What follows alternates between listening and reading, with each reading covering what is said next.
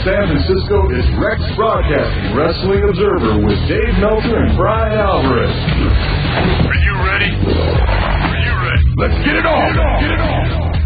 How's it going, everybody? This is Dave Meltzer. We're going to be here for the next 2 hours talking pro wrestling. Bryan Alvarez will be with us for both hours tonight. And actually, I've not had Bryan on the show in 3 weeks, which is an all-time record. So we got a lot to catch up on, and we have no shortage of topics. We, of course, did a tape show last week because of Pride, and, well, a lot has happened. Bill Goldberg has now signed with the World Wrestling Entertainment. Kurt Angle's career is in jeopardy, and we may be seeing... I don't want to say we may be seeing his last match because that sounds so negative, but we may.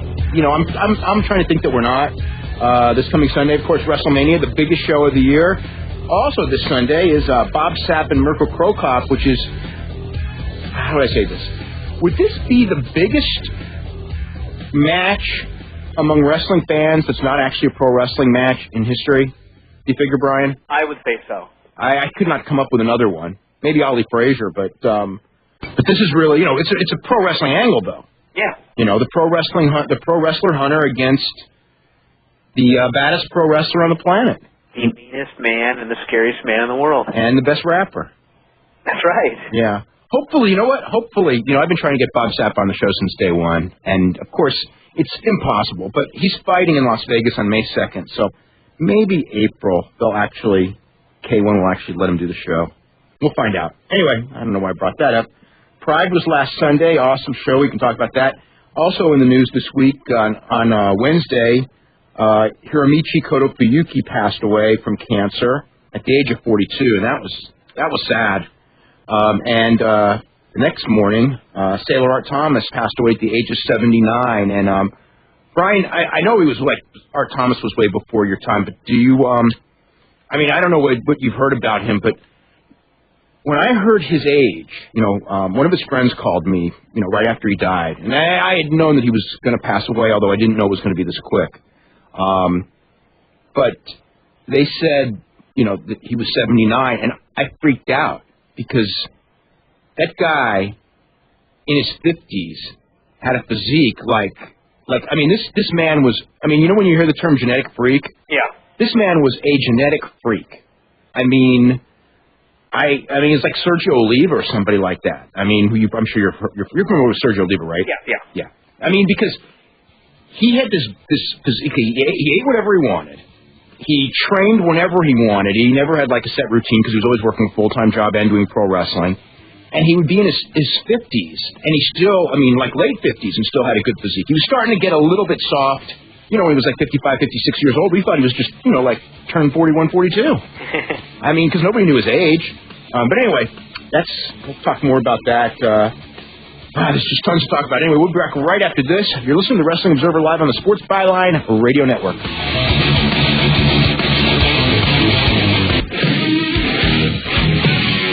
Okay, welcome back to Wrestling Observer Live. I'm Dave Meltzer, editor of the Wrestling Observer newsletter with Bryan Alvarez of Figure 4 Weekly.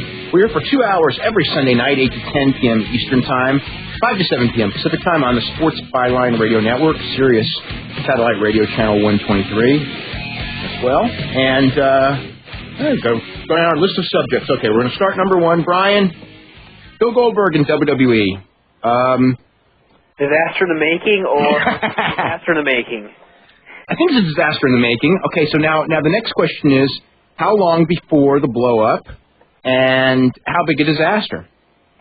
Well, they've done various things over the last, in fact, ever since the XFL, that I thought were foolproof ideas, such as the invasion, and I believe that every single one of them has failed. In fact, I can't think of one...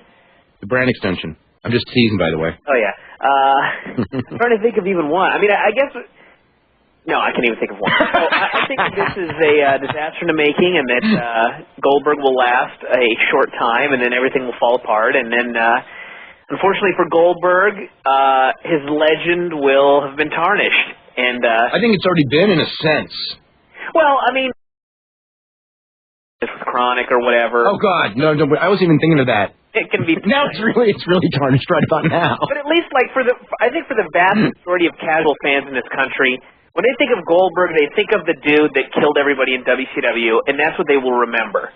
And unfortunately, he's going to come back to this company, and he's not going to kill everybody and run rampant through the company and go on a big win streak and then face the top guys and beat many of them and then lose in the end. Instead, he will probably come in and lose within a matter of months, and it'll be all over.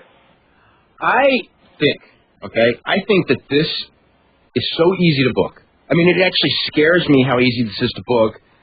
And when it's said and done, I'm going to be I think I'm going to end up being so upset because this is going to be the proof of if this doesn't work, okay, this is going to be the proof of the incompetence of the writing staff.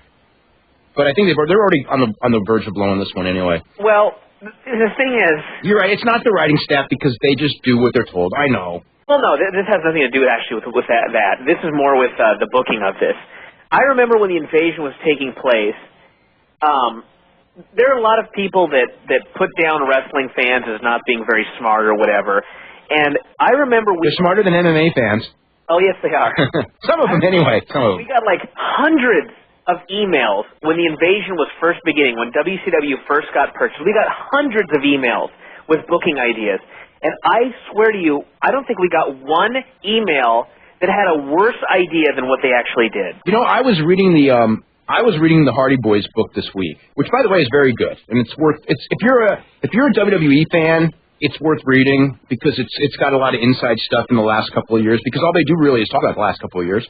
But I was reading the part about the post-invasion period, right after it, and it's just interesting because you just see everything that was wrong because they're talking about that time when you remember when I think they were in Madison Square Garden, I'm almost sure, but it doesn't really matter what building they were in. When everybody beat up Palumbo and O'Hare. Oh, yeah. So anyway, they're talking about that, and they just all beat up Palumbo and O'Hare. That was like their initiation, except the fact that Palumbo and O'Hare should have beaten up all of them because it was an invasion. Oh, yeah. I know, but anyway. The problem is, it's too much of this stuff ends up being done on TV. You know what I mean? If they wanted to initiate all the WCW guys, they should just take them in the back when the cameras were up and beat them all up. And then did it on TV the way it's supposed to be done. But look at how many times we've mentioned people getting punished on TV, and so we have to sit and suffer through it. And that's a perfect example. The Goldberg's going to have to pay his dues probably on TV, and that will be the end of him. The only thing is that they're investing a lot of money in him. Yeah, but look at all this. Okay, think about this, though. Look at all the money they invested in the Big Show. This was back before the XFL when they still had a clue. All this money they invested in the Big Show. And they had him lose to Steve Austin right away. Yeah. Like his third weekend, he lost to Steve Austin. Well, they thought that, Get the rub being squashed by the top star? Yeah. That is what they thought. Because he could hang with the top guy, that makes him a bigger star. And that would have been one thing if they would have learned a lesson from that and not ever done it again, but they just kept doing it with everybody else. So I don't think they've learned any lessons from the invasion, so I don't see Goldberg being used any better than the invasion guys. Do you remember, because I remember you saying this on the show, it's now been 2 years, when the invasion started, and we were talking about that either they were going to bring in Bill Goldberg and Ric Flair, or they were going to fail, or eventually they were going to bring them in, and after they fail. Yeah. Which is what they did. They're going to get them, and no matter what, they could either do it when it would mean something, or do it later. And the other thing is that, again, I don't know the number that they're paying Goldberg, but I can almost guarantee that it's more money than they were going to pay him if they had gotten him in 2001, I should say. Yeah. And they blew the invasion anyway. So anyway, well, Sunday's WrestleMania.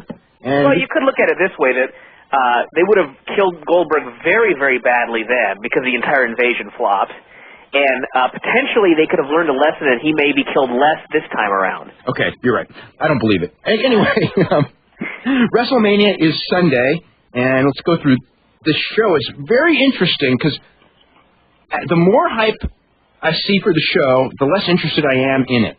Yeah. Vince McMahon and Hulk Hogan. Very backwards. Yeah, I know. It's not supposed to. They would have just announced the card like a week before the show. I think it would have been better than what they're doing. Yeah, McMahon and Hogan, I have no interest in. And they push it so hard. And they allow it to be buried on TV like what Bob Costa said, and they don't even know they're burying it on TV, which is scaring me.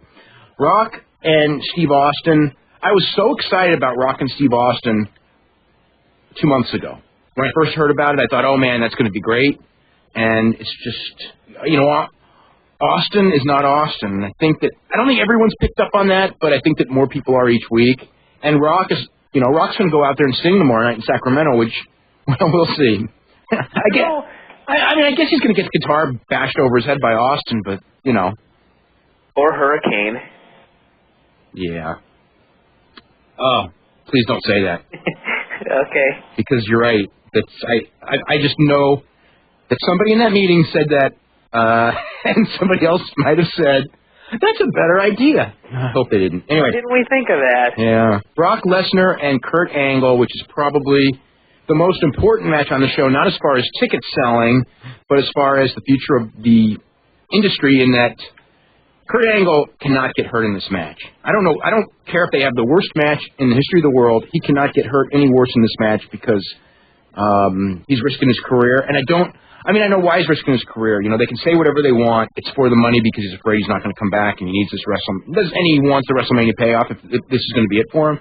But boy, I just hope he can come back, and I hope he doesn't hurt himself, and I hope he's not making a mistake on Sunday. And I was thinking that this is the worst match for Kurt Angle, because I would at least feel better if he were in there with Rock or Hogan or somebody like that. But I just know that the bell's going to ring and he's going to be on. And I don't think he's going to forget about the neck, but he's going to be going as close to 100% as he can go. Oh, because he's been waiting for this match more than Brock, too. Oh, yeah. Yeah, this has been, this is a match he wants because he's been telling all of his amateur friends that, they're going to do a demonstration of amateur wrestling that no one's ever seen before. Mm-hmm. So, he's going to, you look at Kurt Angle's background. I was just reading up on that this week, and he blew out his knee 4 days before the NCAA tournament during his junior year and took second, okay? When he was going in the national championships in 1996, he broke his neck and the next day won the championship, okay? We know he won the Olympic gold medal 4.5 months later. He went the day after he broke his neck and won the championship, and 10 weeks later won the trials to get on the Olympic team. Mm. So this man, I'm not saying he's fearless, but what doctors have told him he can't do, he has a history of not listening to. Yeah. And that's why I'm not... And he's never really paid a price for it, so he has no reason to not listen to it this time. That's right, but this would be a horrible time for it to backfire on him, because sooner or later when you play that game, it does bite you. Yeah. And Brock is such a scary man, and, I'm sure he's the nicest man before and after the match. When the bell rings, I just am afraid he's going to kill him. I don't think he's going to kill him because I think he's going to be so scared not to. Yeah. But still. Look at this, though. Look at the cage match that they had when everybody already knew that Angle had a bad neck. Brock still threw him into the cage, and he was throwing him into that cage very hard. Yeah. I saw that, and I didn't see that as like, he's being gentle. Yeah, but he didn't know. Brock didn't know then how bad the neck was. He knew it was bad though. Yeah, but he knew it was bad, and I wouldn't even have touched him. Yeah. Hunter and Booker T. They've killed that one dead. Okay, Shawn Michaels and Chris Jericho, which may be the best match on the show. Maybe. Yeah. Got three-way for the tag team title, for the SmackDown tag team titles. Shelton Benjamin and Charlie Haas defending against Rhino and Chris Benoit and Los Guerreros, which also, on paper, very good match. Mm-hmm. Cruiserweight title, Matt Hardy and Rey Mysterio, which if the crowd will get into it, they'll probably have a fantastic match.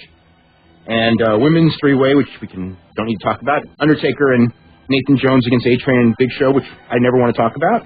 And a couple other matches they'll probably be announcing this week. Anyway, we're going to head to a commercial break. We're going to come back with your phone calls. You can call us at 1-800-878-PLAY. We don't have any lines open, but as soon as we get rid of a caller, you can jump in. And God, we got so many more topics to talk about as well. You're listening to the Wrestling Observer Live on the Sports Byline Radio Network. Hey, this is Bret Hart. It's Wrestling Observer Live with Dave Meltzer and Bryan Alvarez. Two guys who eat, sleep, and drink pro wrestling, even when it doesn't taste good. Okay, welcome back to Wrestling Observer Live. I'm Dave Meltzer, editor of the Wrestling Observer newsletter, with Bryan Alvarez of Figure 4 Weekly. And if you are interested in a subscription to either of those publications, Figure 4 that Bryan puts out every week, and that's because it's called Figure 4 Weekly. And believe it or not, there are many people who don't make that connection. Yeah. And the Wrestling Observer newsletter, you can always go to... And those people all had better booking ideas for the invasion. You can always go to www.wrestlingobserver.com, and there's info on this week's issue. This week's issue of the Observer, really, you should go out of your way to get. God, I hate when I have to plug the thing, but I worked really hard on this week's issue, and it's one of the best ones in a long, long time. I mean, they're usually pretty good, but this one's, especially if you're interested in the history of wrestling of the mid-'70s to the mid-'80s, WWF, because we got tons of stuff, and most of it, or a lot of it, has never been written about anywhere before. So should be, as far as like the championship reign of Bruno Sammartino, Billy Graham, and Bob Backlund. So those of you The first part was very good. Second's better than the first. Okay. So, and what else was in this week's issue? Oh, and a bunch of stuff on Pride as well, and Bill Goldberg signing, Kurt Angle's injury situation, just a lot of different stuff. There was one thing I wanted to get to before we... Oh, yes. Hey, you got to make your prediction on Bob Sapp and Mirko Cro Cop. Oh, no. Bob Sapp. You're going to miss another one? Hey, what are you talking about? What's the last one I missed? You missed Nogueira's fight, although everyone else did too. I did. Okay. You missed Shamrock and Ortiz. Yeah. So on the big shows, you're going for 3 in a row. That's right, and this is the one where I turn it all around. I don't think so. You just wait. Hey, well, I'm taking Mirko. I was right about Sakuraba, though. You thought he was going to lose? Yeah.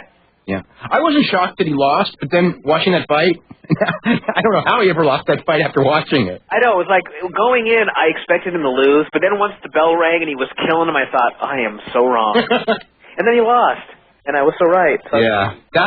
Was that the fluke of all flukes. Well, actually, after watching that show, I've just decided that no fighter can afford to ever be cocky again. Oh, yeah, because the fighters are too good. You can't goof off because they're just going to knee you in the chin. Yeah. I mean, there was a time where you could be cocky, but those days are over now. Yeah. They're over. And you can't take anyone lightly. Yep. Yeah, because you go in there and you think that you're... that on that Pride show. What? That was the story of the Pride show. Yeah. The only person who did not take his opponent lightly was Nogueira, and he still lost. Yeah, but... Oh, did you see that interview before? He was scared. Oh, my God. And he knew exactly why. Yep. It's like, he's probably studied my tapes. And that's exactly what the problem was, is that he had. Yep. And it was so obvious, too, because, Nogueira always has a triangle, and he always has these certain submissions, and... kept going for him over and over. Yep, Fedor was waiting for him. And every time he went for him, he punched him right in the head. Yes. That was a great fight. And that was, wow, what a great announcing job in that fight, too. Yeah. I mean, when that thing, because, nobody knew Fedor except for the super hardcores, but if you had a casual fan watching that, by the end of the thing, they'd have thought, Fedor was like, the toughest man in the world, which... And he was. I know. He probably deserves that statement more than anyone else in the world right now. We're going to go to Aaron in Syracuse, New York. Aaron, what's going on? Guys, how you doing tonight? Doing really good. I got 2 things I want to ask you about. Okay. First about Goldberg, just because I've read about 840 different things about him, do they actually have some sort of plan in place for him coming in? Yes, they do have a plan in place. Is he going to be at WrestleMania? You know what? That's not 100% decided, believe it or not, one way or the other. At least he didn't know about it. I would say, if I'm guessing, I would say he will probably be at WrestleMania, but that's not 100%. You want a run-in of some sort? And probably, or some sort of an appearance, yeah. Rock and Austin match, or no?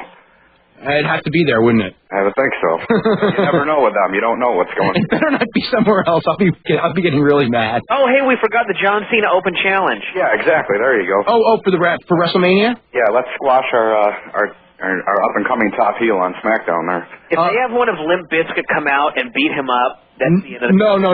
They know. They're not as far out of it when it comes to John Cena as you think. Okay. Everyone in the company knows basically that he's the one guy they have who has a chance of being a big star. Mm-hmm. So they're not gonna destroy him. I don't think. I don't know who's going to come out though. They obviously have to have some sort of a surprise celebrity to, for him to get a rub off of. The way I figured this, right? Yeah. Yeah. But then what happens? Does he beat them up? He better not get beaten up. Yeah. I always panic. Kill him. Yeah, I know because he's supposed to be headlining some of the April house shows, isn't he, with Brock? Yeah, him and Brock's supposed to be the next big program. Yeah. Yeah. Now the other thing I wanted to ask was about Kurt Angle. Are they taking absolutely every precaution in booking this match to make sure that they're it's not like they're not aware of all the problems. I mean, yeah, they'll take every precaution possible. The guy who I'm worried about is Kurt Angle, because once that bell rings, he's not going to be precautions. He's not going to be sitting there thinking about his neck. He's going to go in there and go, I'm going to have a 5-star match tonight, and he probably should not. Right. Now, when is his surgery scheduled for? Are they doing it the week after? I think so, yeah. I don't know the day because they're trying to keep that a big secret because if the day comes out, then everyone will know that he's really losing. Now, is it a more extensive surgery than like Austin and, Edge and Benoit and all those guys have went through? They won't know until they open them. Right. It's supposed to be the same. Yeah, just because I've read so much stuff about, how bad his neck is. His neck is a mess. His neck is a mess. I mean, the doctor told him to retire. Yeah, because I read that he has to get a second surgery within, maybe 3 to 5 years, and that would definitely do him in. Yeah, he's going to need a second surgery at some point in life, and probably not that many years down the road. I mean, and will it be 1 year? Will it be 10 years? Again, it's all speculation right now. But ultimately, until they open him up, I'm afraid they're going to open him up and find out that it's even worse because when you realize the injury that he had in '96 that he never had surgery from, and that he never.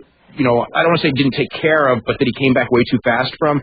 The odds are, and also that it's Kurt Angle and he's such a tough guy. The odds are the damage is worse, not less than they're anticipating. Right. The other thing I wanted to quickly ask you was about Kevin Nash, where he fits. And I've read some stuff where they might bring him in as a bodyguard for Bischoff or somewhere along that I don't think so. I've heard a bunch of ideas for Kevin Nash, and that isn't one of them. And is he back anytime soon? Yeah, real soon. Yeah, like could be Sunday. Oh, really? Wow. Yeah. That's what I heard, that they might do that. But with Goldberg coming in, I didn't know if they'd bring them both on the show or not. Yeah, that's probably something that'll be fine. That's probably something that they're discussing of probably why they wouldn't do them both on the same show. All right, guys, I appreciate it. Thanks. Okay, very welcome. We're going to go to Tom in Atlanta, Georgia. Tom, what's going on? Hey, speaking of disasters in the making, is Steiner even on the card in WrestleMania? No, he's not announced yet. And I unless they do like some sort of a battle royal or something just to get a bunch of guys on the card, I don't see him being in it. Oh my God. Yeah. When do you predict he'll be gone? I don't know that they'll get rid of him. But let's see. Predict when he'll be gone in 6 to 9 months. How's that? I know he's got a couple-year contract, but yeah, right. I think they'll get rid of him before. I think they're gonna have to. He's gonna break down anyway. Right.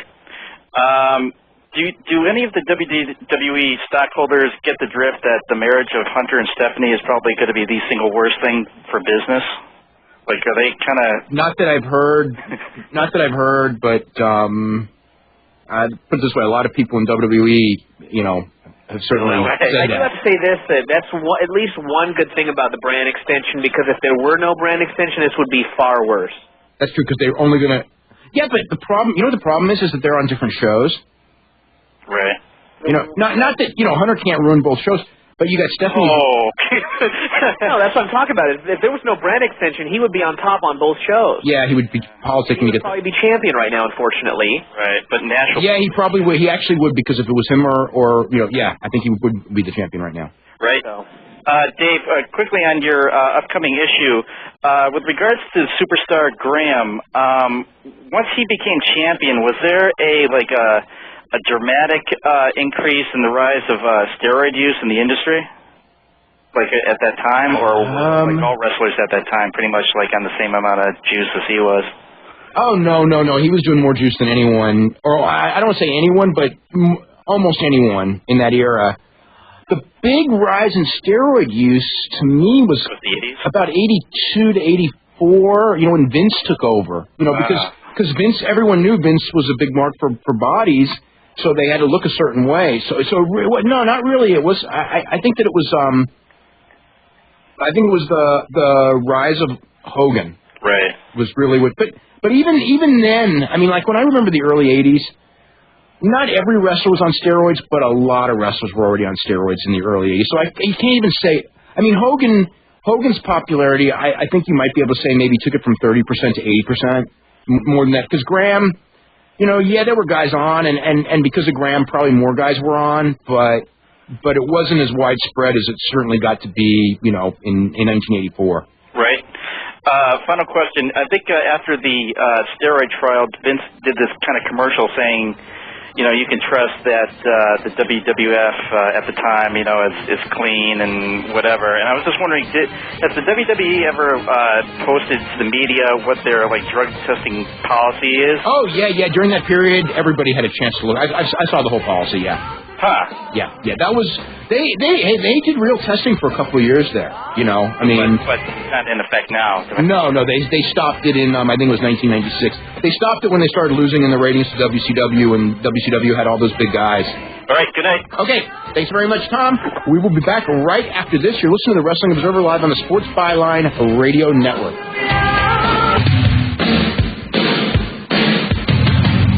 Okay, welcome back to Wrestling Observer Live. I'm Dave Meltzer, editor of the Wrestling Observer newsletter, with Bryan Alvarez of Figure 4 Weekly. 2 more questions. We're gonna get you back on the winning side, Bryan. Uh-oh. Okay. First of all, how many buys for WrestleMania? 750. Oh my God! You know what I wrote down? 750. We'll see. That's exactly my prediction. Okay. Vanderlei Silva against Quentin Jackson. Uh-oh. Quinn Jackson. Okay, I agree on that one. Silva just got married. That's his downfall. It was not against marriage. It was just so recent. And he's coming off knee surgery. Yeah. So, that's going to be a fight, though. Oh, yes, it is. You know what I loved about that was, like MMA people, they hate anything having to do with pro wrestling. And, of course, that fight was built up with an obvious pro wrestling angle. Okay? And there's nothing wrong with that. And it was really well done. I mean, there was commotion, and, it made people want to see the fight more. And they haven't even figured out that it was a professional wrestling angle, have they? No. Yeah, unbelievable. Let's go to Jesse in Wise, Virginia. Jesse, what's going on? Doing okay. How you doing? Doing good. Okay, I have a couple questions. First off, you were talking about the John Cena situation at WrestleMania. John Cena, yes. Yeah, Cena. I have an idea that they could do with him is that do something with him and Limp Bizkit, preferably having Fred Durst come out there to answer his rap challenge battle, and then having Cena either beat him in it or not beat him he can't beat him in the rap challenge. He'll put the guy over in his gimmick, but then Cena beats him up after. Yeah, that'd be the way to do it. Yeah, do that. Have Cena do something, beat up Durst. Since that would be a good way to get him over, especially as a face if they ever want to do that, because. Not so much a face, but you want to get him over as a guy that people in the mainstream have a recollection of who he is when he starts coming to your town in a main event. Yeah, because Fred Durst's popularity is mixed at best. Now, that might be a good way to get Cena over by having, in terms of, name recognition. Okay. Second question is about Raven, and I know that I've read that he had to sign a non-disclosure agreement with the WWF when he left. I don't know if he signed that or not yet. I mean, I know that they sent it to him, but I'm not... Yeah, what happens if they send it to him and he just doesn't sign it? I don't know. That's a good question. I don't know.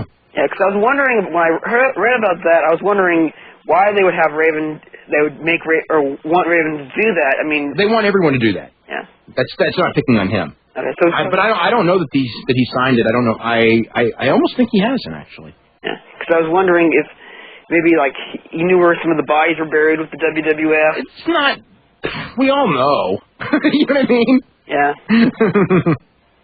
It's just I don't think that they don't like the idea of guys, going out there after, being off the thing and, going to all the media and saying how bad it was, even though they all do anyway. So this is becoming like a new policy, standing policy? I think that they've probably had this policy for a long time. It just hasn't, a few years at least. Yeah, it just hasn't come out. Okay. And another question is with the Booker T Triple H match. I was wondering, given how they've promoted the match in such a manner that Booker T has to win, do you think that he will win?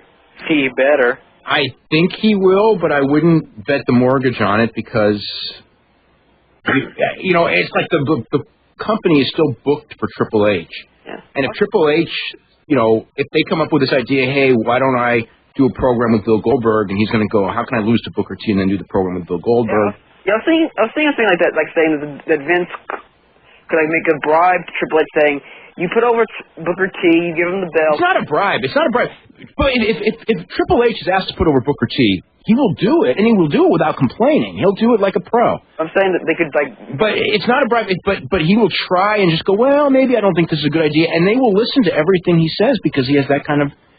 that's just the nature of the beast there. The scary thing, and I have so little trust in him that I actually think these things, is that this feud has been booked so poorly that Booker T has now less over than he's probably ever been. And I can just see Hunter, Saturday night going, look at how not over this guy is, so we can't put the belt on him. Oh, I could too. Yeah. Yeah. And that's the end. And the other one is... it dilutes the purpose. Right? The reason I know this because it's been said. Okay, it dilutes the purpose of title changes, of world title changes, to do two on the same show. And obviously, in the Brock Lesnar-Kurt Angle, we have no choice. We can't not do that one. So therefore, doing two doesn't really make sense. Yeah. But given the fact that there's going to be a backlash against Triple H if he does retain, and the fact that the ratings are already going down further. Yeah, but Booker T winning the title isn't going to change the ratings, and they know that. And even if Booker T winning, I mean, I expect that he'll win in the end because just the way the promotion built up. But Booker T winning in the long run is going to mean nothing because it's still Triple H's belt. I mean, it just means that, the same, like when Shawn Michaels won. It's like, yeah, Shawn Michaels won. It's like when Jeff Hardy beat Triple H. Yeah, they won, but none of them ever got over, and none of them were any bigger stars when it was over for beating Triple H. It's just that, he'll win and then he'll lose it back 2 months later. What does it really matter?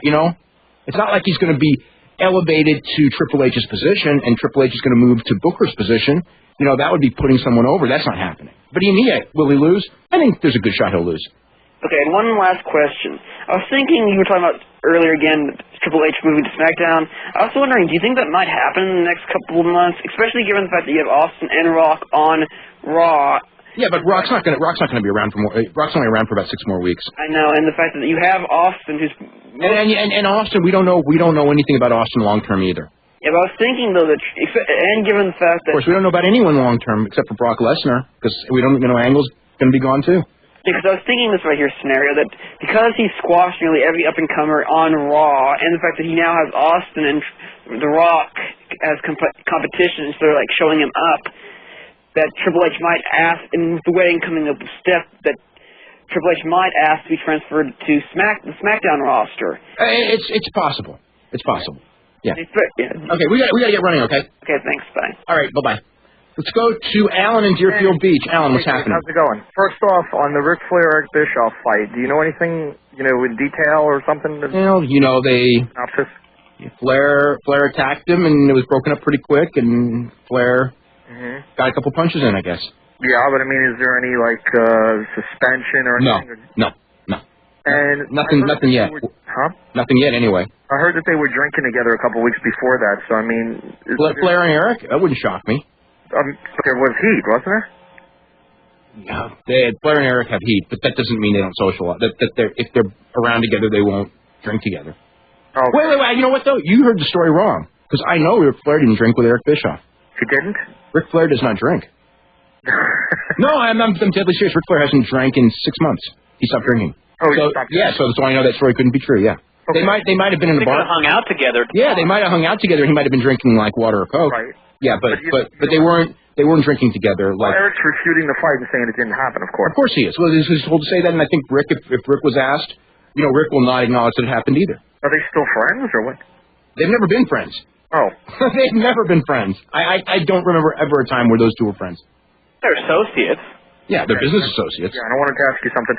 When Graham beat Sammartino, did Sammartino give up the belt because of his health, because of his back and neck, or what? Sammartino asked out after he broke his neck in the Hansen match and came back. He wanted to give up the belt. So that was in '76. Right. And McMahon talked him into staying till April '77. Right.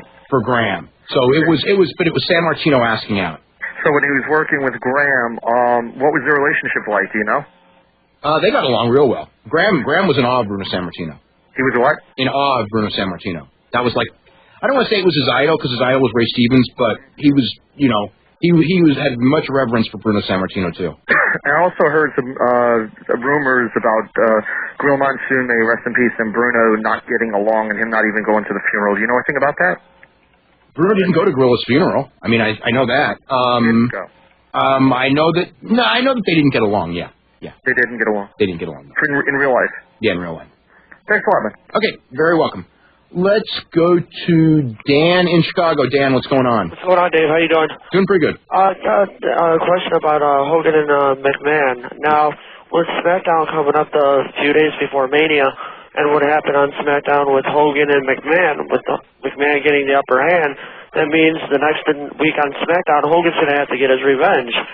And with what? Not necessarily. If they're smart booking it, they won't. Maybe Hogan won't even be there. Yeah, or he won't, or they'll just do interviews and they won't do a physical angle. Okay, so I was thinking because you know how when somebody gets put over on before the pay-per-view, that means that other person wins, and I was thinking that if Hogan puts over. You think if Hogan gets over Vince on Thursday, then Vince will win on Sunday? Yeah, that's what I was thinking. Yeah, well, I don't think so. Vince is winning on Sunday. Okay, good. I was hoping not. I hope not. Yeah, but you never know with them. You don't know. No, you do never know. And my other thing with Goldberg, I'm kind of disappointed. I kind of understand why you guys are, putting down the angle with Goldberg coming in with what they've done in the past. But I personally, and then lose to Hunter somewhere down the line. Well, then I think that we got it.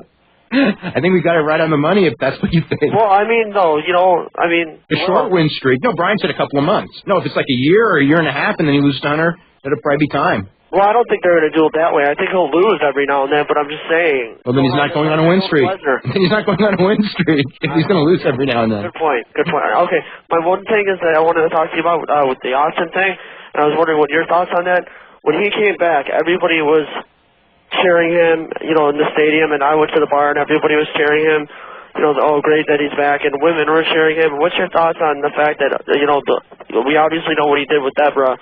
What's your thoughts on the fact that we're cheering somebody who would do these things to... that doesn't... people have no clue. Yeah, the majority of people don't really know. But, I've been around wrestling for so long that I've seen baby faces that were really horrible people in real life that the people cheered. And, I guess when I was like 12 or 13, it sort of bothered me. But then when you just recognize the public... I knew it was going to happen. It doesn't surprise me. I don't even think it's he's playing a baby face. Look at it this way.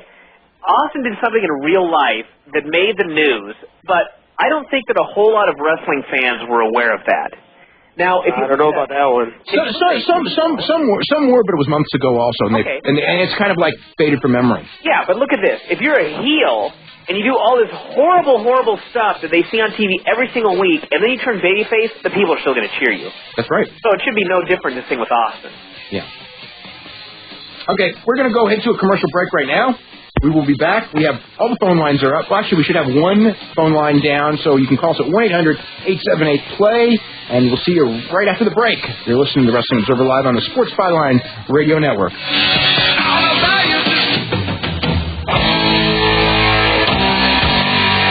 Okay, welcome back to Wrestling Observer Live. I'm Dave Meltzer, editor of the Wrestling Observer Newsletter with Bryan Alvarez, a Figure 4 Weekly, and we're going to have a second hour right after the news, so you can listen in and call in as well, and we're going to go to John. Gene Okerlund is. What? You know how great Gene Okerlund is? No, tell me. I don't know where this is going. I was watching when he came out to MC the contract signing. Yep. And he made some sort of comment like, if Hulk Hogan loses, he will never wrestle again. And part of me, deep down, actually believed him, even though I know that 99% of what Gene Okerlund says is a lie. Everything he's so good. Yeah, he's good at being Gene. There will never be anyone better at being Gene Okerlund. No, there will not be. Yeah. I was so impressed. And I'll tell you what, I have no idea why they have Josh Matthews doing interviews when Gene Okerlund is under contract to that company. Yeah, I know. I mean, it boggles my mind. I know. Among many things, we could probably write a book about mind-boggling things in WWE these days. In fact, I bet if I used to listen to Gene Okerlund's hotline, remember when they would always post news on the internet from Gene Okerlund's hotline? And it was always wrong. Even though every week it was wrong without fail, I think that he's so good that if I listened to the hotline, I probably would believe some of it. Let's go to Jonathan in Savannah, Georgia. Jonathan, what's up? Hey, what's going on, Dave? Not too much. I had a couple questions for you. I know the break's coming up, so if I run short, I was wondering if I could stay on. Sure. Okay. My first question was, do you think Jericho is going to go over Michaels? And the only reason I ask that is because I don't know with Michaels, and I would assume Jericho would have to go over. I mean, he's already pretty much destroyed as a character, but to save anything that he has. If I'm going to predict, I'm predicting Jericho wins. But I don't know. It wouldn't bet on. What about you, Bryan? I think that, actually, you know what? I kind of think that Shawn will win, but I don't think that Sean would have any problem if they asked him to put Jericho over. I think that's what a lot of people's concern is, that, is Sean not going to put him over? This isn't the same Sean. No, From 5 years ago, he wouldn't have put Jericho over. Yeah. Now, I mean, he's not consumed with wrestling. He'll put him over. And I think that the match will be good enough that it won't even matter in the end. Yeah, I think they're going to have a really good match because you got to remember, this is Jericho's hero growing up, or one of them, and he's going to pull out all stops to have a great match with Shawn Michaels. And Shawn, he doesn't wrestle enough to where he's that beat up now, and athletically talented and whatever. I mean, he's still great. Okay. All right. Okay, we'll get back to you right after the break. You're listening to the Wrestling Observer live on the Sports Byline Radio Network.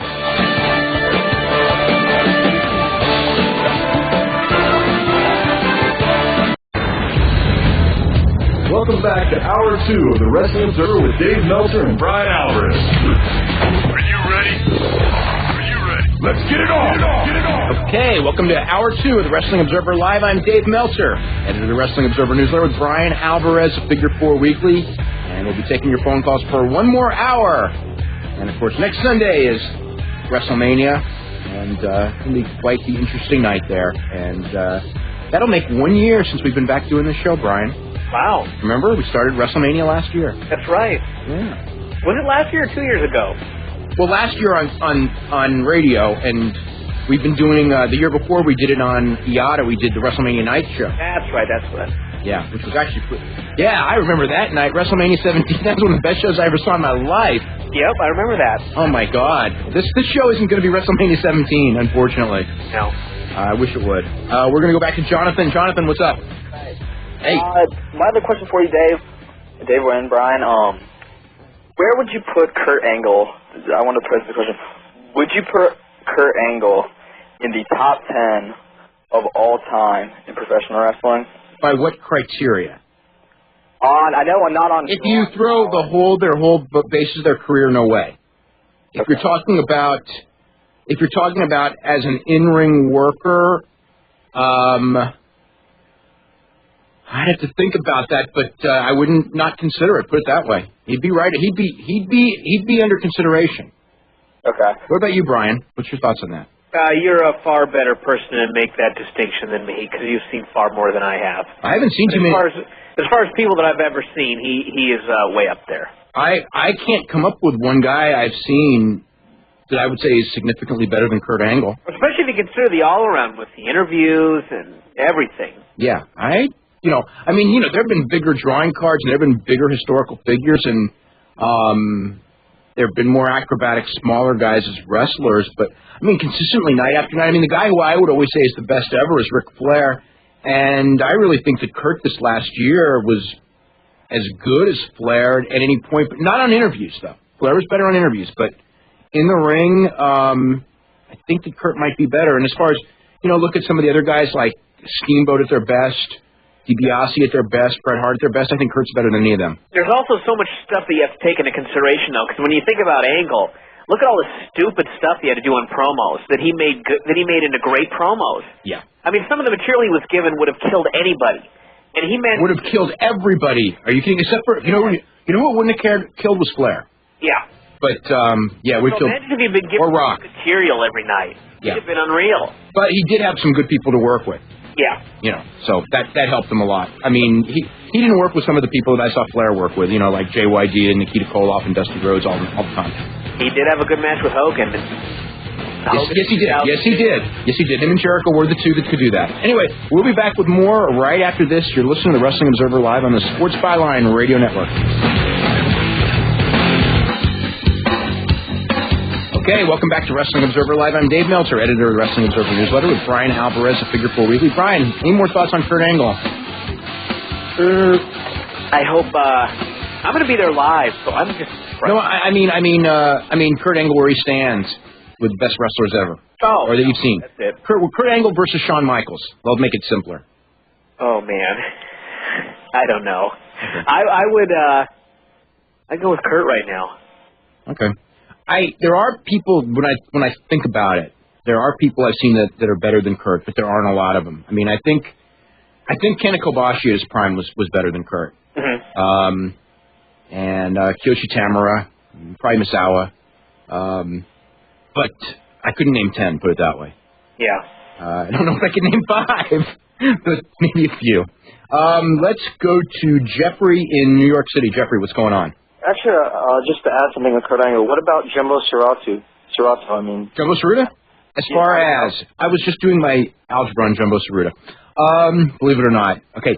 Your algebra? There's actually a method to this, which I'll get to in a second. Jumbo Saruta, night after night, no way is he as good as Kurt Angle because Jumbo Saruta was a lazy worker. But Jumbo Saruta on his best day. But he rose up pretty quickly. Oh, Jumbo Saruta, as far as in his first year and everything, being a great worker, he probably was a great worker faster than Kurt Angle. And he might have been the only, Drew Nakayama was great really quick. Owen Hart was great really quick. I think Kurt wasn't as good after 1 year as Owen Hart, but that's kind of unfair because Owen Hart was probably starting when he was 12 years old, and as a rookie he was already far advanced. But Kurt after 3 years was better than Owen Hart after 3 years. Not a lot better, but he was better. As far as the quickest rise, I'm trying to remember where we're. I think Kurt might have been a little bit ahead of Akiyama at the same stage. Jumbo. The thing with Jumbo is that Jumbo 3 years in would be 1975, and I've seen tapes of 2 or 3 Jumbo matches from 75, but week in, week out, I haven't seen them. I'm pretty darn sure that week in and week out, he wasn't close to where Kurt Angle was after 3 years. I think that after 6 months and a year, he was ahead of Kurt. Peak, Kurt week after week, much better. Jumbo on his best day was pretty good, but I think Jumbo's best opponents would probably be Tenryu would probably be the one that most people would say. And I think that Kurt would have an incredible match with Tenryu. And if the Kurt Angle today wrestled the Tenryu of 1990 or 1988, I think it would be an incredible match. Or even the Tenryu of today. Oh, I think he'd have a 4.5-star match with the Tenryu of today at 53 years old. Well, not today, but 2 weeks ago. Yeah. Today he'd have a tough time. But Actually, I think Tenryu with a head injury and Kurt Angle with a broken neck would still have a 4-star match. I do too. More than he would with Brock Lesnar. But Jumbo Saruta in his prime against Edge in his prime, I don't think would be nearly as good as Kurt Angle and Edge. So I'm thinking overall, I would say at his peak, Kurt Angle was better. Wow. Yeah. Oh, just a comment, by the way. I don't want people getting the wrong impression because I know I'm sure you guys know this, but when he wrestled with a broken neck, he wrestled with they injected him with something so he could wrestle, but he didn't wrestle with literally a broken neck. But he did have a broken neck. No, I mean he wrestled. He had a broken neck. I mean, yeah, he was on painkillers, but painkillers basically, yeah.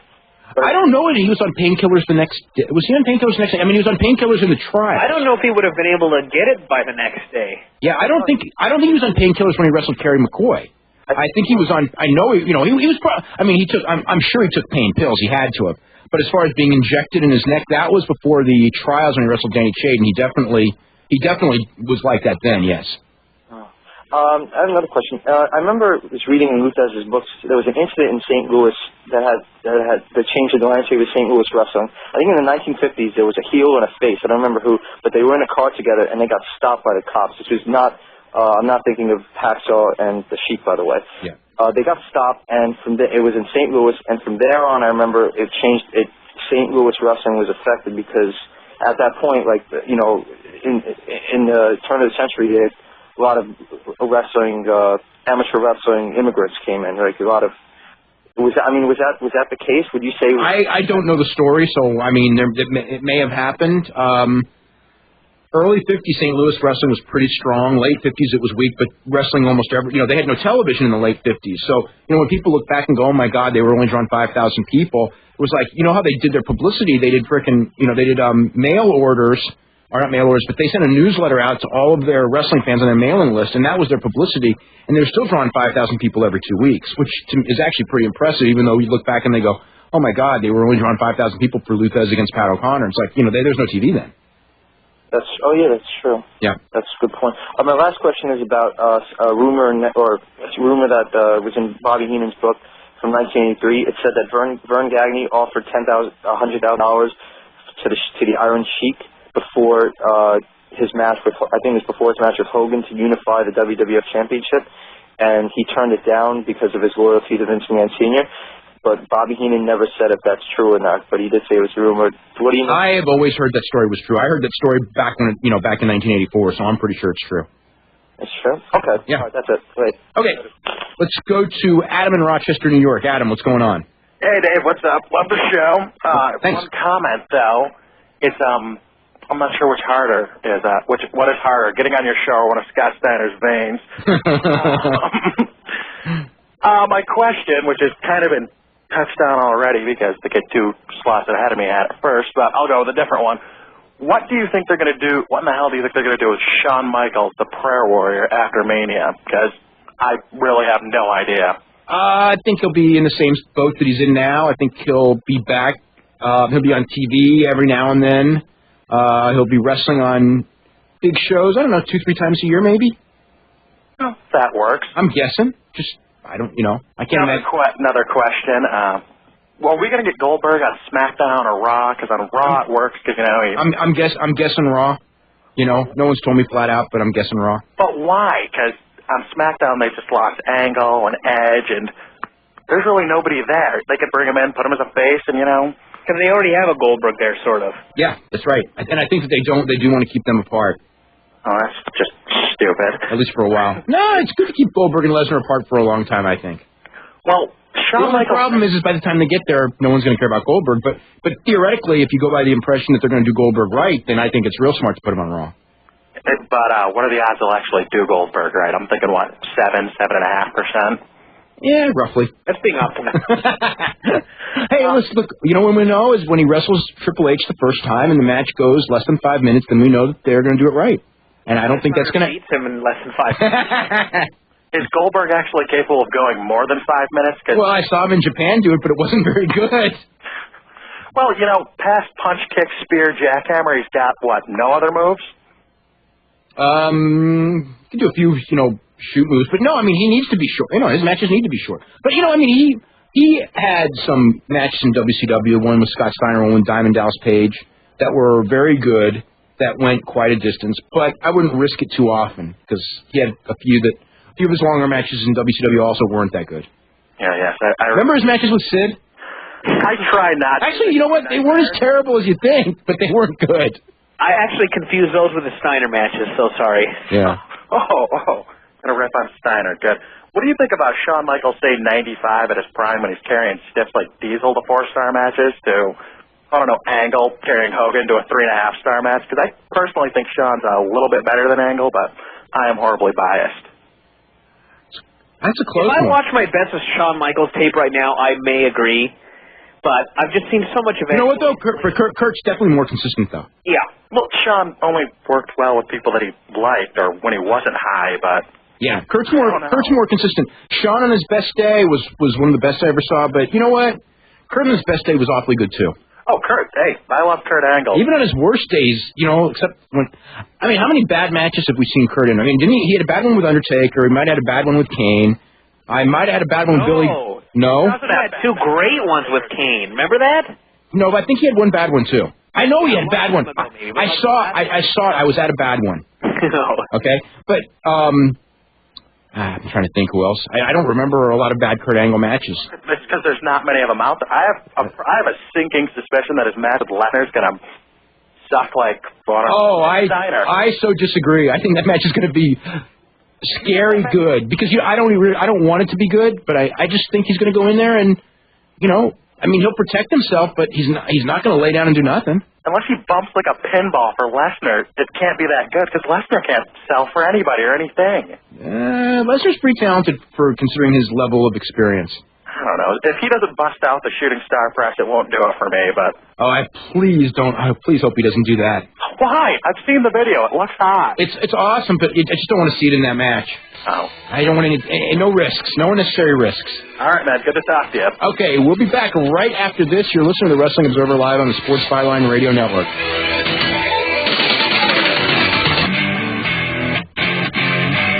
Okay, welcome back to Wrestling Observer Live. I'm Dave Meltzer, editor of the Wrestling Observer Newsletter, with Bryan Alvarez of Figure 4 Weekly. And if you want information on subscribing to either Wrestling Observer newsletter or Figure 4 Weekly, you can always go to www.wrestlingobserver.com. We also have daily news updates up on the site, and if you want to subscribe, this is a good time to subscribe to the Observer because a lot of good issues, and good time to subscribe to Figure 4 because WrestleMania issues stuff coming. And also, are you going to be writing about the EMLL? Oh, yes. Well, then it's a real good time to subscribe to Figure 4 with those EMLL reviews. Upcoming. I can't wait. I was so happy when I got a tape of EMLL this weekend. Two tapes. So now I got 2 tapes, and just started watching them, and I'm going to be watching them tonight. And I saw Ricky Marvin and Zumbido in a hair versus hair match, and they both got their head shaved because it was a double count-out. That was the greatest double count-out finish I have ever seen. Yeah. They were out there, and they streaked to the ring. You know how you streak to the ring to beat the 20, and you always beat the 20? Mm-hmm. They didn't beat it. And they shaved both guys' heads. It's like in this country they would shave nobody's head. Oh, yeah. Yeah. Just when I lose faith in American wrestling, I watch something from Mexico, and I'm so happy. I was lose faith in wrestling. Is that what you meant? How does that help American wrestling? It doesn't. Oh, okay. There's good. Hey, you know what, though? I watched Ring of Honor from February this week, and that was tremendous. The February Queen show. Really excellent card. Did you ever watch the caveman versus caveman match? What's that? I think it was from Noah, Yone Genjin, and it was the Loser Has to Return to the Mountains match. That would have been in Michinoku Pro, I'm thinking. Yeah, the 10th anniversary show. Sorry. I haven't seen that show. Really? No. Why, is it bad? I hate crowd brawling. Yeah. But these two guys brawled into the crowd, and it was just like the count-out from the hair match. They got to about 10, and they suddenly realized they were going to get counted out, and they were all the way up in the cheap seats, and these two fat guys started running to try to get to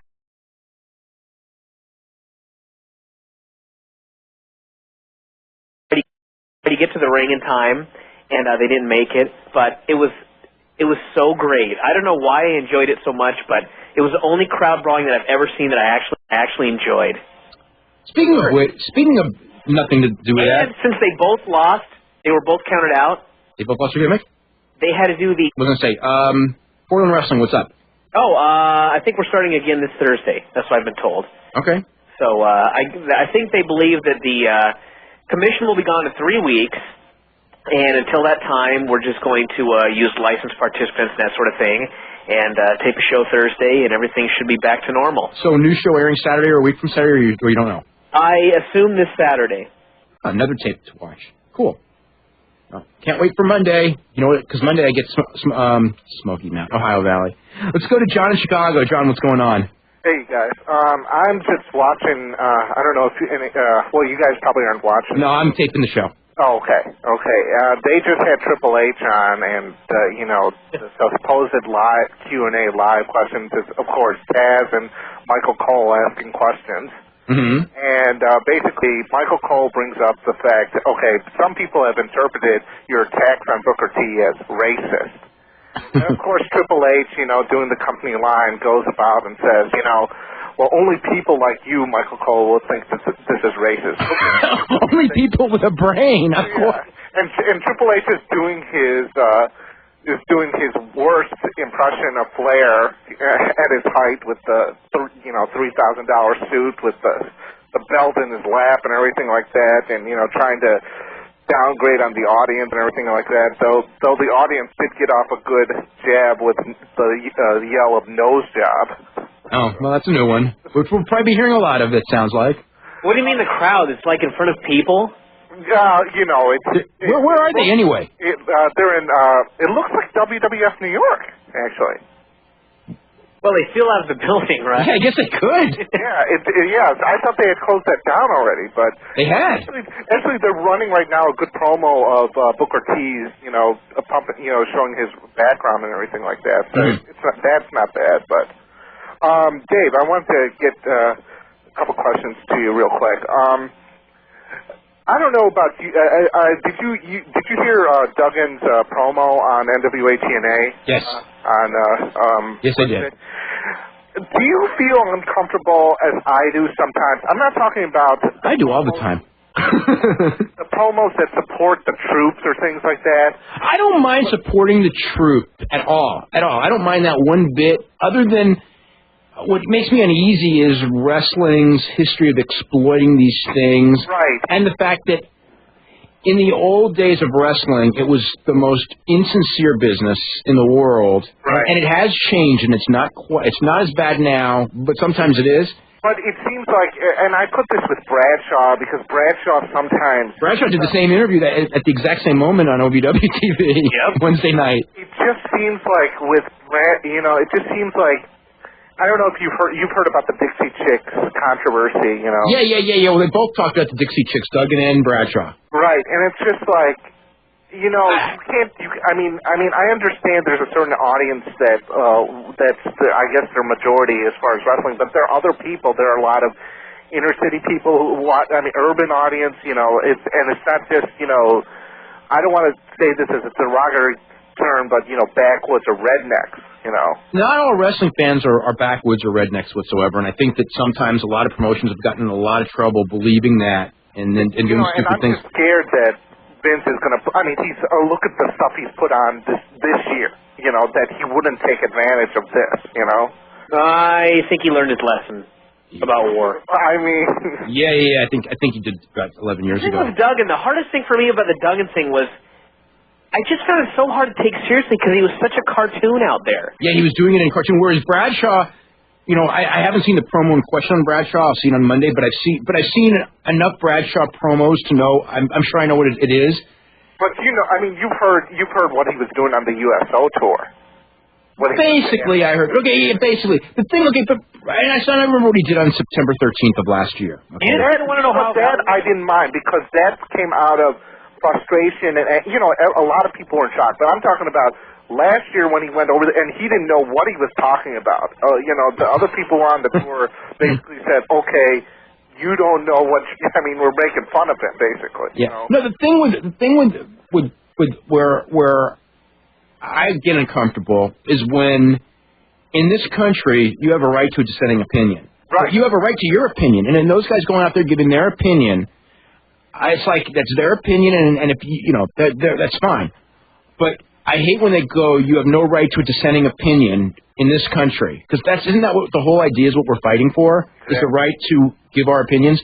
So when they were knocking the Dixie Chicks, whether I agree or disagree with them, I totally agree with the fact that they have the right to give, rightly or wrongly, as little as they know and as little as Bradshaw knows, they all have the right to say whatever they want. And I'm really against saying that they shouldn't say what they want to say. Yeah, real quick, Dave, my question is, with Goldberg signing, do you think Triple H or whoever will, say, okay, Booker T, you're not going over at WrestleMania because we're going to put, Triple H and Goldberg, start that feud up? Not in those words, but if they're going to do Triple H and Goldberg, I think it's in their best interest for Triple H to beat Booker T at that point.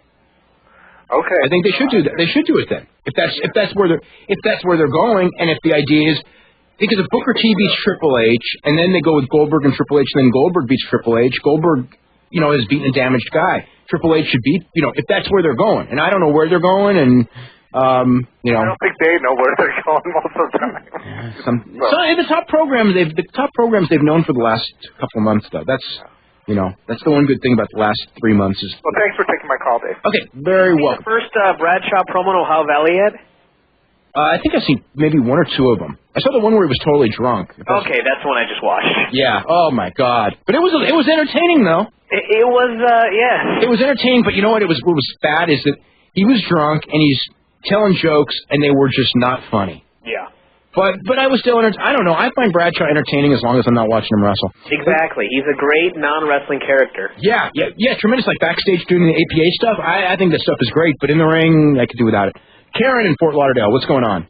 Yeah, I just had a question, several actually. To start, do you think that bringing Goldberg will end up a lot like Scott Steiner? Because to me it seems like physicality-wise they're both very similar, and as far as where the WWE is going. I fear you're right. I hope you're wrong. I fear you're right. The difference is that Steiner's in a lot worse physical shape. Yeah. Well, but Scott Steiner's a lot more talented as a pro wrestler than Bill. But he would be if he were healthy. If he was healthy, no. Bill doesn't have the injuries that Scott Steiner has. Because seeing Scott Steiner a few episodes ago, just in the back being talking to, I forgot who he was talking to, and just made me realize, wow, they had all this preparation. Steve Austin, remember that? There he was. Like, look where he is now. I mean. Yeah, but that's because the people turned on him. You know what though? If they use Goldberg wrong, the people will turn on him in a hurry. Yeah. So it could, if they're not careful, it could wind up like that. And I kind of have this gut feeling you're right. All right, second question. We're not really talking about it a lot on the Wrestling Observer right now, but just bringing up Matt Hardy. Yes. What do you think of him as a cruiserweight? I really feel like I'm almost disappointed in that they're really starting to develop his character, and then they just drop him off, and just I feel like. Well, they gave him the title, and he's got great people to work with if they do it right. So I'm not at all. I think him and Rey Mysterio, I feel like they're just going to give it to Mysterio and then continue on building him and leaving. Well, I think you're probably right that Mysterio's going to get it, but I think that Matt will probably chase him for a while, and they could have a great program if it's not buried. All right, and one last question. Sure. Maybe it's too late in the game, but do you think at all that the WWE will wind up joining back together those two shows? I mean, I heard some guys said that since. The storylines have been really bad since the XFL, but I really think that it's gone downhill since they divided the shows up, and I don't understand why now they're going to start dividing up the pay-per-views. Dividing up the pay-per-views I don't agree with. Dividing up the shows when they did it, I did agree with, but I quickly realized that was wrong just because of the way it was handled. But eventually they're going to be back together in one, but when that comes, I don't know, and I don't think it's going to be soon. We'll be back right after this. You're listening to Wrestling Observer Live on the Sports Byline Radio Network. Yay! Welcome back to Wrestling Observer Live. I'm Dave Meltzer, editor of Wrestling Observer Newsletter, with Bryan Alvarez of Figure 4 Weekly. And we're going to get back to the phone calls. Right now we're going to go to Carbondale, Illinois, and Bryan. Bryan, what's going on? Hey, how you doing, guys? Doing good. All right, good. Big fan of both you guys. Yeah, I was watching this thing. They say this thing from TNN. It is from the world, they're saying. Well, then they opened the doors. I guess so. It looks like the world. They got to do something with the building. They're not right now. I was asking about WrestleMania. I know they were thinking about going probably with Regal and Storm against the Dudleys. That's what I thought they were doing, yeah. Well, with the Dudley's back hurt, or what is his back or his neck hurt or something for Bubba?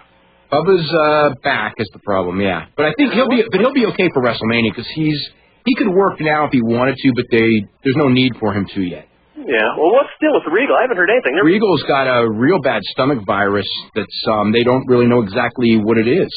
But keep the belts on him or what?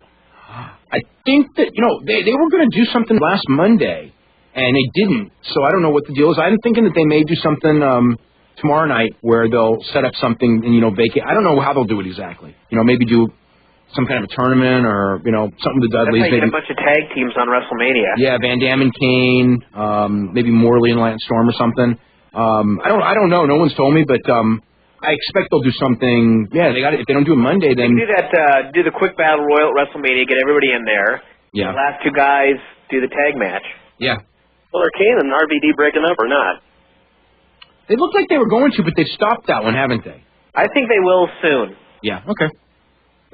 Okay, that's all I want to know. Thanks a lot, guys. Okay. Let's go to Andrew in Austin, Texas. Andrew, what's going on? How you doing, Dave? Doing good. I just got a quick question. How is NWA TNA doing? I mean, with pay-per-view numbers and gate numbers. Gate? Well, I mean, it's that.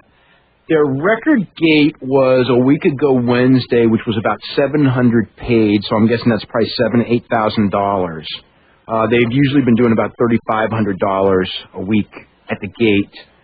Pay-per-view numbers probably bottomed in the 7,000 to 8,000 range. They're probably closing in on 12,000 right now. Those are all estimates because no one really knows the real numbers. So. I'm sorry to interrupt. Have they surprised you with how long they've been around for so far? I mean, it's been close.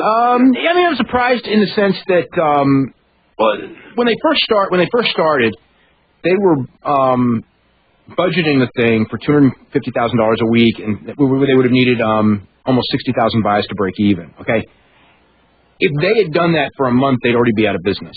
So when they rebudgeted it, I mean, and they got a financial backer. So I'm not surprised now how long. If they had gone with the numbers that they were talking about when they started, and they would be around now, I'd have been shocked. But the fact is that they changed their game plan real quick, 5 weeks in anyway.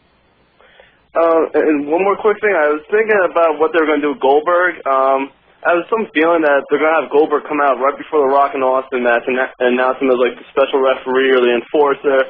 Have him come in there, ref the match. I hope not.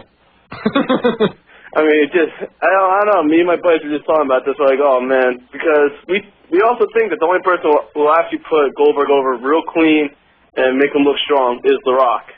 And he's leaving. Yeah.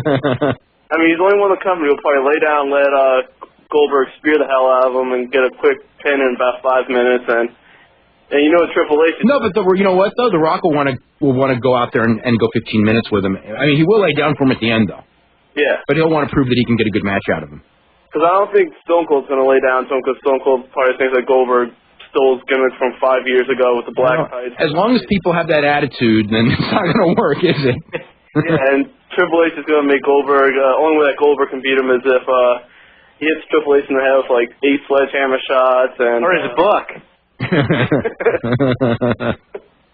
And, just one more thing about Kurt Angle. Yep. I feel bad for all these big guys like Kane, Big Show, and Albert, because the one guy that the guy has good matches with is leaving the promotion for poor Big Show, and yeah, you're right about that. I mean, Big Show, he had a 3-star match with him at Armageddon, and you see Kurt Angle doing moonsaults and Olympic slams to him and everything. Yeah. I don't think Big Show's going to be having another match like that for a while. Yeah, because now he's going to WrestleMania and probably having the worst match in WrestleMania history. No, hey, there have been some terrible matches in wrestling. That one won't even be close to the worst. You go back and watch that blindfold match with Jake Roberts and Rick Martel. Yeah. All right, guys, thank you. Okay, you're very welcome. Let's go to Travis in L.A. Travis, what's going on? What's going on, guys? Not too much. Hey, I got a question. Is it kind of obvious that Goldberg's first opponent on Raw would probably be Scott Steiner? Oh, I'd be stunned. I would be stunned. I would think that would be insane. So I would say there's no chance of that. Wait, actually, you know what? Wait, don't turn it. No, don't. There's no way. For just a first opponent that's at least looks scary that he could just destroy. That's what I'm thinking. They have nobody else. Who you would put in there? Test? I'd rather see. I wouldn't even put him. I would never have him wrestle on Raw. That's what I would do. Never? No, maybe 6 months from now have him do a match, yeah, but for ratings. But no, never for... he could come in and Steiner would yell at him or whatever, and then the first pay-per-view match, he'd just kill Steiner. Okay. They don't care about Steiner. They can destroy him in 5 minutes. Yeah, that's Who else are they going to destroy like that? It was a quick match, 2 big names. Yeah, test. But realistically, I mean, are the fans... nowadays, do they really care about Goldberg? I mean, you got to make them care, and you got to build them up to be a monster, and then they still may not, and you just don't know. They still may not. I feel it's the Scott Steiner thing. But they cared about Scott Steiner. The only reason Scott Steiner isn't probably one of the 2 or 3 biggest names is because he couldn't perform, and they turned on him when he couldn't perform. But until they knew he couldn't perform, that guy was over. True. So if they protect Bill. And they react to Bill like they react to Scott Steiner. That's not a bad deal. Yeah. But they won't protect him, I don't think. But we'll see. Well, if the fans do turn on Goldberg, do you see that his potential being the biggest heel in the company? I hope so, because I hope whatever they do it big. Because everyone knows him, and they know he's. It's the funny thing. Even if he isn't good, and this is what a lot of people are missing when it comes to wrestling. Even if you're not good, if you're a star and you're portrayed as a star, people still want your autograph. Even people who know better, they still think that you're a star, a bigger star than Chris Benoit or somebody like that who's, a million times better wrestler. That's how television fame is. And look at Hogan. Look at all the people who hate Hogan. And then when they go to the building, they scream their lungs out for him, and then they go home and they still hate Hogan. Sure. I've been to buildings where Hogan's name gets announced and everybody boos. And he shows up on the big screen. He shows up on the screen and they all boo, and then he comes out for his ring entrance and they're all on their feet cheering. And it's like, I think Goldberg might be the same way. True. I have a question. I've always wondered, because I've been a long-time subscriber to your newsletter. I know you can't name names or whatever, but what, if any, is the percentage of any WWF employees, and particularly wrestlers, who subscribe to your newsletter? Right now? Yes. 20% of the active wrestlers, I would say. How many? 20%. 20? 20. Yeah, that's pretty close. That's cool. And finally, any chance of Heyman coming back on TV? Oh, I expect it. Yeah, I don't know when, but I expect it. In what position? Like who? Managing Big Show and A-Train. Oh, God. Well, can they at least put him with Team Angle or something? They need to put him with Team Angle, but that doesn't, I don't see that as the plan right now. Speaking of Team Angle, are they going to change their name to that's a good question. I think that the next couple of weeks they're going to have to make that decision one way or the other. I don't know. I don't know if they even made the decision. Okay. All right, guys. You have a good WrestleMania week. All right. Thanks very much. We're going to go to Team OVW. Let's go to Joe in Boston. Joe, what's going on? Hello. Joe. Joe ain't there. Oh, hold on. Joe. Joe's not there. No, he's really not there. Okay, we're going to Richard in Miami. Richard, what's going on? Hey, Dave. How you doing? Doing really good. All right. Question. Have you seen the Misawa Kobashi match from a couple of weeks ago? Yes, I have seen it. How does it rate compare to their other All Japan 5-star out of this world type matches?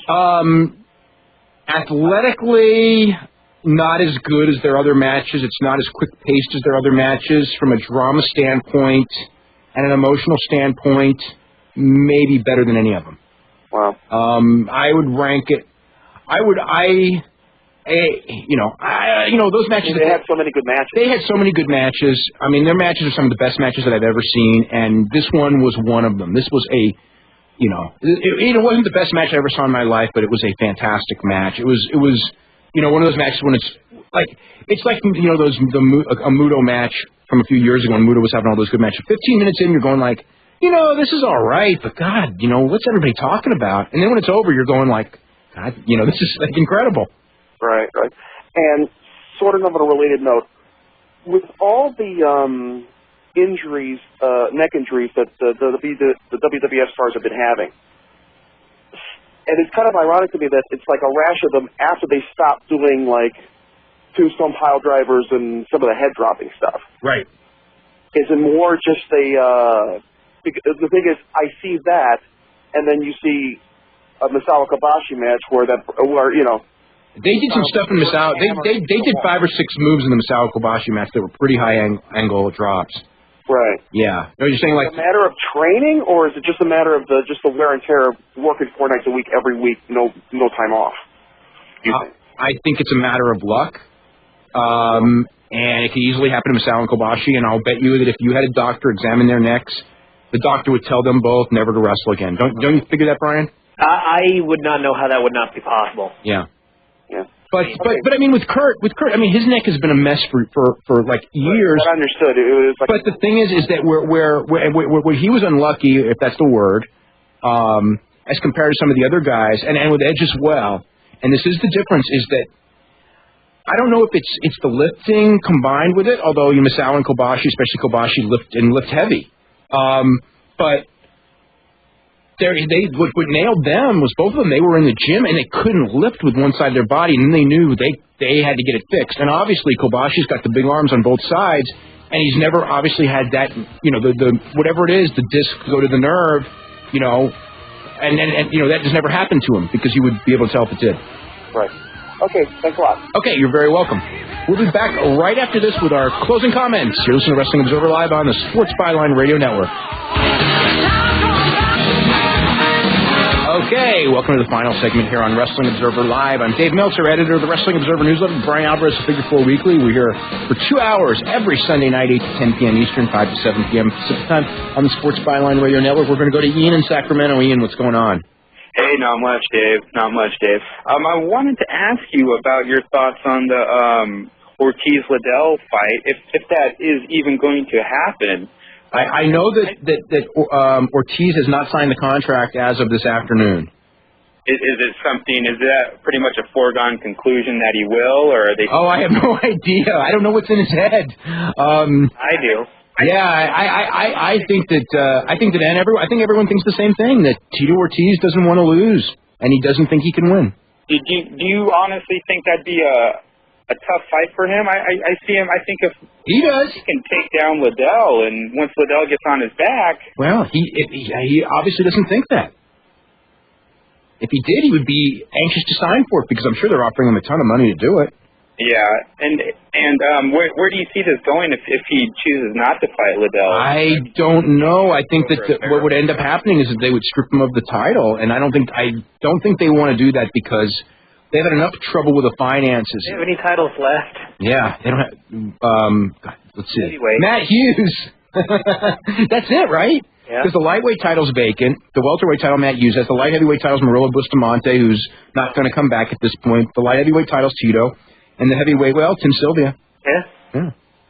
And do you see, I know Bob Sapp's huge over in Japan, but he seems like he'd be the perfect guy for the UFC here in America. Oh, he would, but he's under contract to K1 probably for a long, long time. By the way, how is Goldberg able to sign if he's... His Japanese deal was non-exclusive. Oh, okay.